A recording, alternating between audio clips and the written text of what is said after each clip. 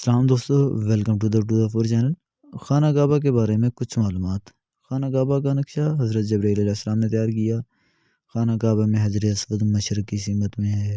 خانہ کعبہ کی تعمیر حضرت ابراہیم اور اس کے بیٹے حضرت اسماعیل نے مل کر کی۔ خانہ کعبہ کی بلندی 54 فیٹ 8 انچ ہے۔ خانہ کعبہ تعمیر ہوئے تقریباً 4000 سال کا عرصہ گزر چکا ہے۔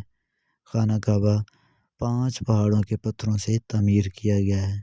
خانہ کعبہ کی چھت میں 80 قندیلیں ہیں۔ خانہ کعبہ کے غلاف کی کل لمبائی 80 میٹر ہے اور یہ ہر سال تبدیل کیا جاتا ہے۔ خانہ کعبہ میں کل 1 من سے زیادہ سونے کی تاروں کا استعمال کیا جاتا ہے۔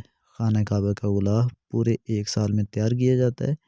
خانہ کعبہ کی چھت کو کھولا نہیں جاتا، اس لیے نئے غلاف کو پرانے غلاف پر چڑھا دیا جاتا ہے اور پھر جدید مشینوں سے پرانے غلاف کو کاٹ دیا جاتا ہے۔